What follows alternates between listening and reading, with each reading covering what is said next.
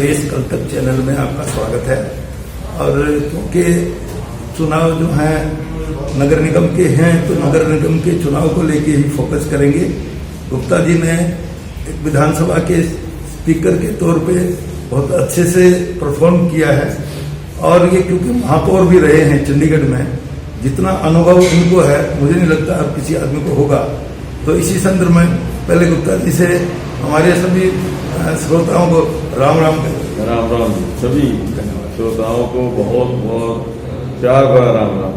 गुप्ता जी, आपसे पहला सवाल मेरा ये है कि इस चुनाव में जहां आप अपने उम्मीदवार के बारे में बताते हैं वहीं आपको विपक्ष के यानी दूसरे प्रतिद्वंदी के बारे में भी बताने का मौका रहता है, तो दोनों के बारे में प्लीज बताएं।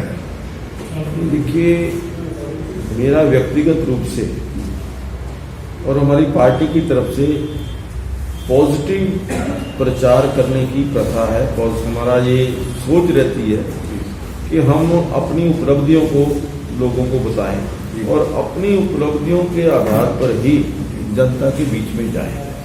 लेकिन कई बार जब प्रतिपक्ष अनर्गल आरोप लगाता है तो उसका जवाब देना भी हमारा कर्तव्य है। जी, जैसे कल ही यहाँ पंचकुला के अंदर हमारी शैलजा जी ने, जो इंडियन नेशनल कांग्रेस की प्रदेश अध्यक्ष हैं, उन्होंने 2-3 चीजें ऐसी कही जो मैं समझता हूँ कि समझ से परे हैं, जो तथ्यों के विपरीत हैं। जो तथ्य हैं वो कुछ और हैं। उन्होंने कहा कि पंचकुला के विकास के लिए हमने यहाँ पर NH-73 का निर्माण किया। दूसरा, उन्होंने कहा कि हमने यहाँ पर पंचकुला के अंदर national Institute of Fashion technology लेकर मैं बहन कुंवारी शैलजा जी से जानना चाहता हूँ और उनको बताना भी चाहता हूँ कि NH-73 की जो NOC थी, चाहे वो फॉरेस्ट की NOC थी, चाहे वो एनवायरमेंट की थी, वो हमारी सरकार केंद्र में आने के बाद जब आदरणीय मोदी जी ने कहा कि सब प्रकार की क्लियरेंस 6 महीने में होनी चाहिए, तो वो फॉरेस्ट की क्लियरेंस हुई, फिर एनवायरमेंट की क्लियरेंस हुई और उसके पश्चात यहाँ पर निर्माण कार्य शुरू हुआ। मतलब आपका कहने का मतलब ये है कि जो किसी भी काम को दिशा देता है क्रेडिट उसको जाना चाहिए, न केवल घोषणा करने मात्र। जो लोगों, जब देखिए, केवल घोषणा करने से विकास नहीं हो जाता।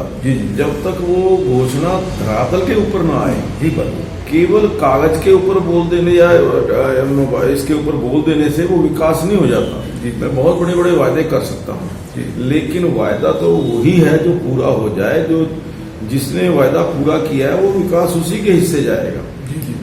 NH-73 का निर्माण नरेंद्र मोदी जी की सरकार आने के पश्चात उसका हमने भूमि पूजन करके उसका प्रारंभ भी किया और उसका समापन भी हुआ।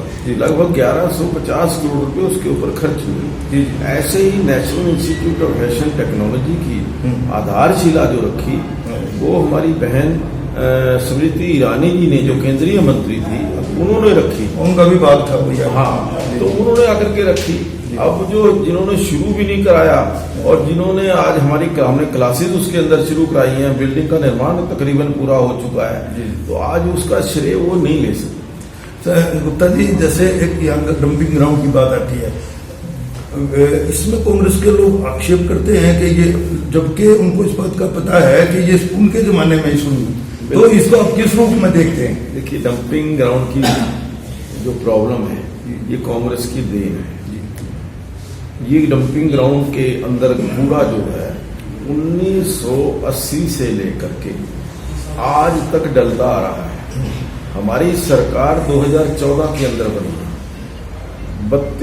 33 साल का जो कूड़ा था वो इस डंपिंग ग्राउंड के अंदर गिरा।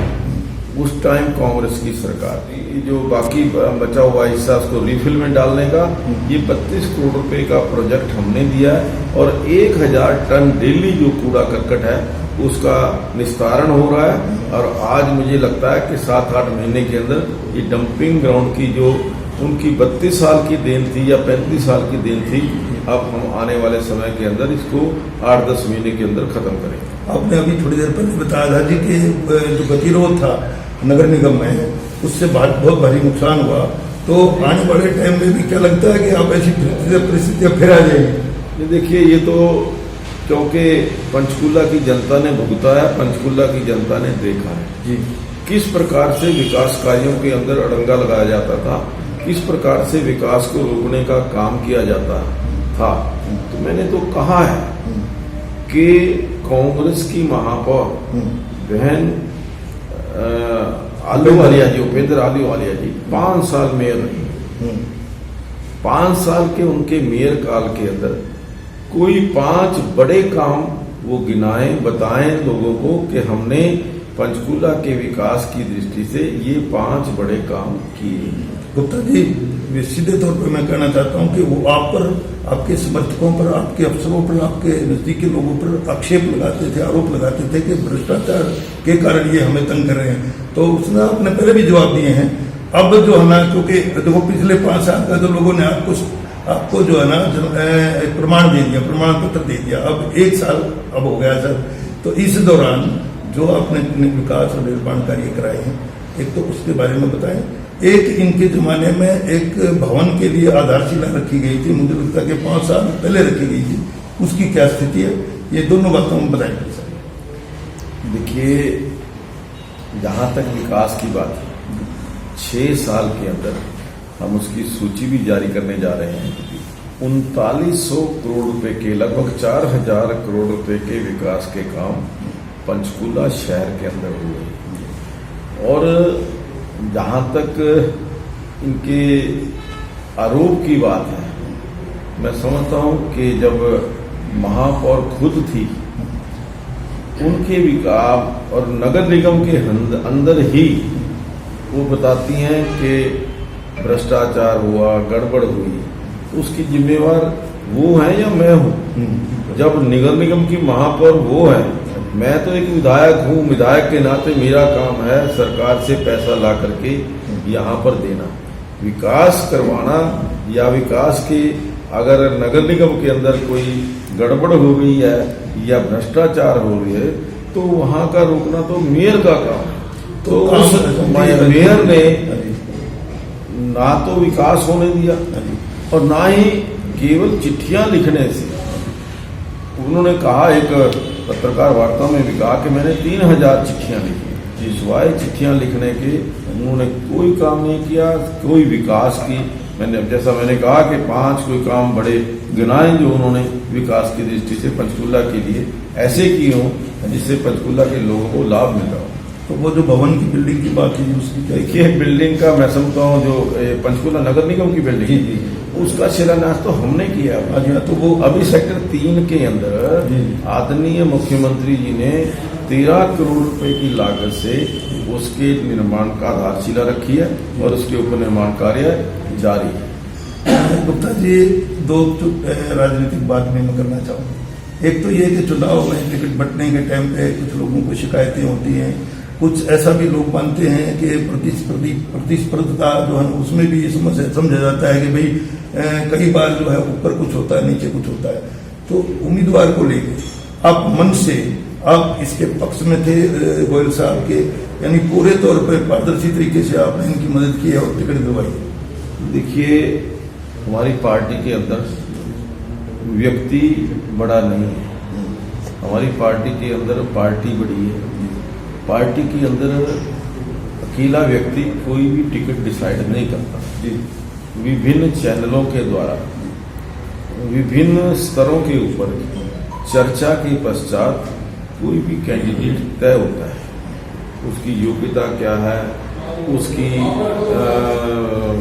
लोगों के अंदर छाप कैसी है, स्वीकार्यता कैसी है, उनकी छवि कैसी है, ये सारी चीजें जांचने के बाद, परखने के बाद जो हमारा प्रदेश हाईकमांड है, प्रदेश चुनाव समिति है, वो कैंडिडेट तय करती है। तो इसलिए मेरे अकेले के कहने से या मेरे अकेले की सिफारिश से कोई टिकट तय नहीं हो सकती।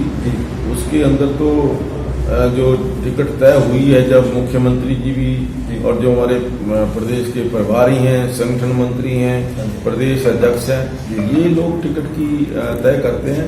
मेरे लेवल पर गुप्ता जी इस मामले में मैं एक छोटा सा सवाल ये है, बस और कुछ नहीं, क्योंकि पहली बार जो है ना जो मेयर के चुनाव डायरेक्ट हुए हैं और वो काफी शक्तिशाली पावरफुल मान लिया गया है। कुछ लोग ये समझते हैं कि विधायक जो संबंधित विधायक हैं, लोकल विधायक हैं, उसकी और मेयर के बीच में कहीं न कहीं कोई प्रतिस्पर्धा रहती है, राजनीतिक प्रतिस्पर्धा। तो क्योंकि पीछे बना है, इनका क्या अनुभव आपको लगता है कि ये अलग अलग अपने फील्ड के मालिक हैं या इसमें कोई प्रतिस्पर्धा भी है जी राजनीतिक तौर पे? देखिए, मैंने जैसे कहा, मेयर की जिम्मेवारी अपने जो नगर निगम के कार्य हैं, बिजली है, पानी है, सड़क है, या जो उनके अंडर कार्य आते हैं, डेवलपमेंट के काम आते हैं, ये उसकी जिम्मेवारी है। जो प्रदेश स्तर के कार्य हैं, जब पैसा लाने का काम है, विकास के लिए धन की आवश्यकता होती है। जब धन आएगा, पैसा आएगा नगर निगम के अंदर, तभी विकास होगा। तो पैसा लाने की जिम्मेवारी, कानून बनाने की जिम्मेवारी एक विधायक की होती है। तो मेरा तो फील्ड अलग है, इनका फील्ड अलग है। तो नगर निगम के अंदर जो विकास होना है वो मेयर ने करवाना है, मेयर ने करवाना है, या पार्षदों की जो रिकमेंडेशंस है उनके ऊपर विकास कार्य होने हैं। बाकी जो बड़े काम हैं, जो पॉलिसी मैटर हैं, या जो विधानसभा के अंदर कानून बनने हैं, उसके अंदर मेरी जिम्मेवारी है। गुप्ता जी, पिछली इसी विधानसभा में बजट सत्र में आपने एक अलग प्रोविजन कराया, यानी पंचकुला जिले में CLU को लेके जहां सरलीकरण हुआ, पंजाब के पैटर्न पे हुआ है, उससे इस इलाके का बड़ा विकास विस्तार होगा। तो उसकी स्थिति क्या है सर, आप अब स्टेटस क्या है? देखिए, जब से सरलीकरण हुआ है, कुछ रियायतें हमारे मुख्यमंत्री जी ने दी हैं। आज पंचकूला तेज गति से विस्तार की ओर है, विकास की ओर है। ये जो NH 73 है, इसके दोनों तरफ आज चाहे वो इंडस्ट्री है, चाहे वो रेजिडेंशियल एरिया है, इंफ्रास्ट्रक्चर की स्थिति बन गई। बहुत बड़ा एक विकास की जो गति है वो आगे बढ़ी है। और आने वाले दिनों के अंदर जिस प्रकार से सरकार ने FAR बढ़ाया है, जिस प्रकार से CLU के रेट कम किए हैं, वो इसीलिए किए हैं कि पंचकूला का विकास तेजी से हो सके। गुप्ता जी, मैं पूरे 1 महीना बड़ौदा विधानसभा में रहा, मैंने वहां देखा कि लोग ये कहते थे कि बीजेपी से ज्यादा हालत JJP की खराब है। तो अब क्योंकि JJP का गठबंधन है आपके साथ और इस चुनाव में साथ भी लड़ रहे हैं, तो JJP का आपको लाभ होगा या? देखिए, गठबंधन के अंदर एक दूसरे का लाभ अवश्य होता है।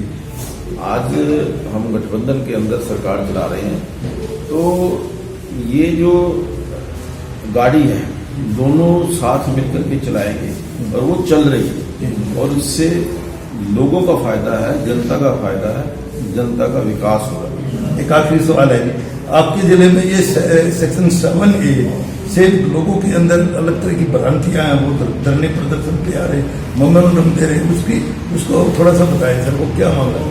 देखिए, सेक्शन 7A कुछ अनियमितताओं को देखते हुए, जिस प्रकार से कुछ अनियमितताएं बरती जा रही थी रजिस्ट्रियों के अंदर, उस अनियमितताओं को देखते हुए उनको रेगुलराइज करने के लिए एक व्यवस्था की गई है।